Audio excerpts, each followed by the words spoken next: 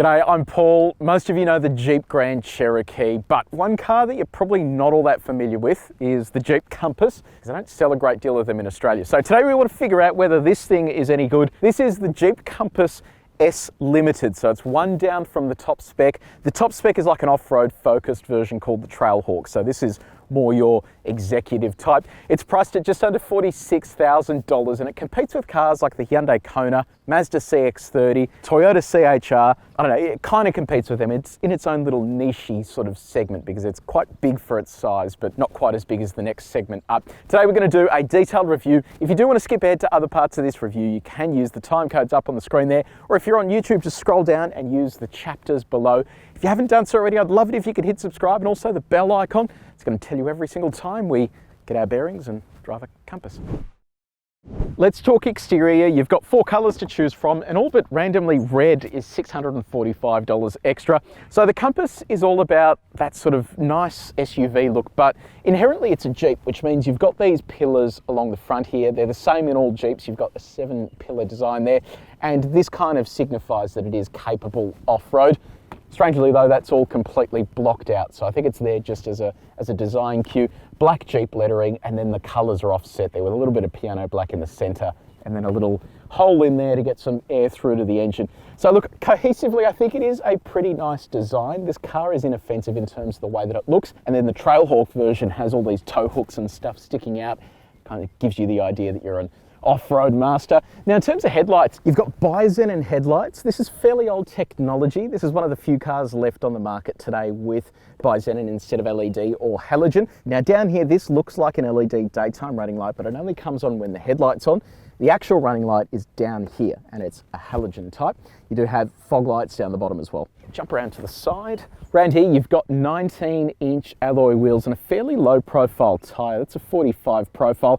So I'll be interested to see how this rides, whether it is firm or whether it is nice and relaxed. Normally with these American cars, they tend to be quite soft, so hopefully that carries over here. I like the design of these wheels. They look really cool. And then you have this trademark Jeep design. It's like a squared off rhombus. Is that the shape? I don't know. Let me know in the comments below. And then this section here, which is kind of iconic to Jeep as well, because those plastic wheel arches again signify that this is an off-road car. Around the side here, Compass badging. You have an indicator built into the wing mirror. I like the black offset here with the roof leading to that panoramic glass roof. Strange plastic roof rails here instead of like a brushed aluminium type thing. Privacy glass, and then come around to the rear. You've got more black highlights here with another black Jeep badge. You have the S for S Limited, and then LED taillights. It's a pretty cool design there, how they've integrated that in. So let me know in the comments below, do you like the design? I think it looks nice. It's not sort of too outrageous, and it looks classy enough. We're inside the Compass now. We'll start off with the key. This is what it looks like. Unlock, lock, boot release, and then a few blank buttons, and then around the back we have Jeep just there. It's a proximity sensing key, so you just leave that in your pocket, grab the door handle, and then you have around this side a push button start. Okay, so in terms of styling, this is starting to feel a little bit dated now. When this car was first released, this kind of looked modern and it was good, but it's starting to feel its age now. This hasn't really seen too much of an update, but outside of the styling, it is all soft touch and it feels robust, kind of has that off-roader feel to it. And I think this looks like it's going to stand the test of time. It's just stuff like this that looks a tiny bit cheap, I reckon. Now, what about the touch points? That is nice as well. And then you have soft touch on the doors as well. So that's all good. But how soft is it? Well, we've got our durometer here, which tests from 0 to 100. And we've tested all the surfaces around this car. And if you want to see how this compares to other cars, you can use the link in the description below. And what about build quality? Doesn't feel great. You can see there, that is moving the entire center section of the car. Not amazing, I don't think. Let's talk infotainment.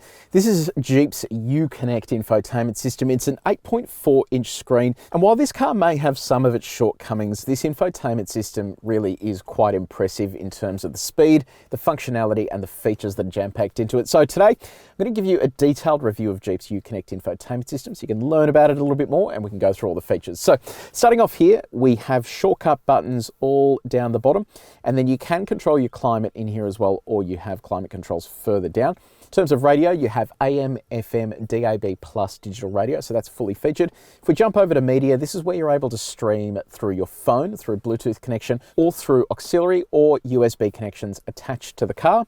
If we jump over to the climate menu, just for completedness, you can operate your seat heating functions here, and then when you do switch the climate on, all of the controls come here and the ability to sync, move temperatures up and down, and also select different zones as well. In terms of apps, you have all of your smartphone connectivity access through this screen. So this is what Apple CarPlay looks like. Really impressive setup. It is very high resolution, and while it isn't full screen, it takes up pretty much all of the screen that it needs to, and that integration looks really good. And I'll show you what Android Auto looks like. Another integration similar in size to Apple CarPlay, also super high resolution. If we go into the maps there, that all seems to work really nicely as well. So it's good that you have the flexibility of both Android and Apple devices there. And in terms of other apps in the apps menu, there really isn't much else there. This is just a shortcut to access other parts of the car. If we jump over to controls, this simply takes us back to the menu item related to climate, which is our heated seats. Now, what I love here, it has inbuilt satellite navigation. If we go to the map here, you can see that it is quite a fast and responsive map. But my favorite feature is I can configure what the icon looks like. So I can go through here and select different things such as other Jeep products. We can go for a Wrangler, and if we go back to the map menu, there's our little Wrangler there. Let's see how quick it is. We'll try and enter a new destination. We'll put in our go-to, which is Melbourne Airport. Oh, that is super fast for typing in. I like that. Airports, to search. Yeah, look, that's not too bad. It had a little bit of lag there, but once it comes up, it gives us all of the options that we need. So that is all good. All of this is also backed up by a voice recognition system. So one push of this on the steering wheel brings up the native voice recognition. And then if you do have a smartphone paired using a wired Apple CarPlay or Android Auto interface, it will then send the voice commands through that, which are generally more accurate because they're using the cloud. Moving on from that screen, ahead of the driver is another color LCD display. You control that using the steering wheel controls, and you can see here there are a number of menus to go through, including setup for the car and also display. And then you can also switch randomly the speedometer from kilometers an hour to miles per hour. Kind of redundant for us. And then you have a whole stack of trip computer information along with vehicle information too. And then on top of that, if you do change drive modes, you'll see the screen ahead of the driver change as well as you flick through them. In terms of speakers, there's a 9-speaker Beats branded sound system. And in terms of connectivity, you have a USB port, an auxiliary outlet, and a 12-volt. Let's talk safety technology. You'll find AEB, autonomous emergency braking, that works at low and high speeds fitted as standard. You get blind spot monitoring built into the wing mirror, radar cruise control. I'm keen to see what the reverse camera looks like. Okay, so it takes up the whole screen, but the quality isn't amazing. It's quite grainy there, but you do get front and rear parking sensors. Moving on to storage, where are you going to put your phone? So it easily fits down here. There's like this random little slot here for stuff, but it doesn't really fit too much, and I guess you could pop your phone down there if you wanted to. And in terms of bottle storage, easily fits in there, and there's these rubber tabs to keep your bottle secure. In the door as well, you've got bottle storage. Center console, reasonably deep. I'll show you what it looks like with the bottle in there. Gives you an idea of how deep it is. Glove box as well, that's pretty decent size. Bottle easily fits into there, but there is a secret hidey hole. Watch this. You have stacks of space down there. You can fit a bottle and other bits and pieces that you won't be able to see from outside. Okay, moving on to comfort, you have dual zone climate control, heated seats for the first row. And speaking of seats, electric seat adjustment for the driver's seat only. It's quite fun doing that. And then the seats themselves are leather with Jeep insignia there, perforations. And in terms of comfort, yeah, they actually feel really nice. They hug you in nicely. And yeah, everything's nice and easy to reach as well. So big tick on the comfort side. Okay, we're in the second row of the Compass. Even with my driver's seat pretty far back, I've got a decent amount of knee room. Toe room's okay. Headroom isn't fantastic. I think if you're any taller than me, you're going to be brushing up against that. But in terms of fun bits around here, you've got map pockets in the back of the seats. Randomly, you have a power outlet, so a 230-volt outlet there. That's going to come in handy if you've got laptops and other bits and pieces. Another USB port, air vents, and then over here you have the world's biggest center armrest that gives you access to the boot, and then 2 cup holders.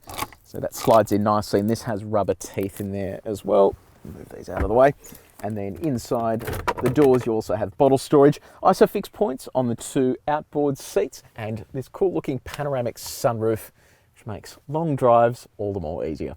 Let's talk cargo capacity. It is a powered tailgate, so one push of this brings it open. It's a little bit slow, but it'll get there. You've got 438 litres of cargo space available here, and you can see they've got this rubber floor mat here, but beneath that you have a full-size spare wheel. It is a steel wheel, not as good as an alloy, but better than a space saver, with storage on either side. Let's see how it fits with our bags. So look, it is a decent sized boot with a little light over there, a Beats subwoofer back here too. But if you do want to fold the second row, you just reach over and push them out of the way, and it creates pretty much a flat floor. So we've hit the road in the Compass, and powering this is a 2.4 litre naturally aspirated petrol engine. It makes 129 kilowatts of power and 229 newton meters of torque. And all of that's mated to a 9-speed automatic transmission. Now I know what you're thinking, a naturally aspirated petrol engine in a car this size. Let's give it a punch and see how it goes. Look, it's not giving me a back massage with that much torque, but it is reasonable. I was actually expecting it to be far worse than it is. So it's reasonable, but not amazing. Okay, how quick is it? Well, Jeep claims 10.1 seconds 0 to 100. Let's see if we can match that.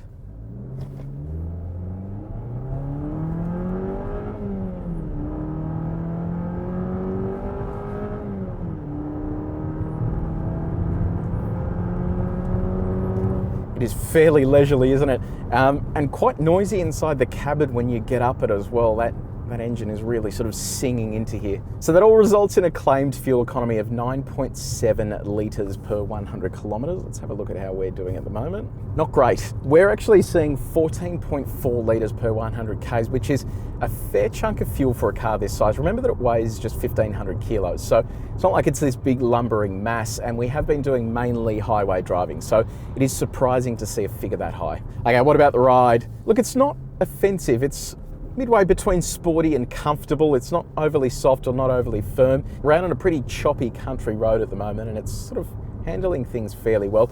In and around the city, it could be a little bit better. It can be firm over speed humps and cobblestones, but really can't complain out here. Now, what about off-roading? You aren't going to be doing a great deal of off-roading in this. You'll go the Trailhawk if you want that, but you do get 212 millimeters of ground clearance, plus this off-road selector. So you have the ability to lock it into a four-wheel drive mode, which locks a center differential, but you can also switch between snow, sand, and mud modes. So that's going to change the stability control and make this a little better when it comes to tackling those conditions.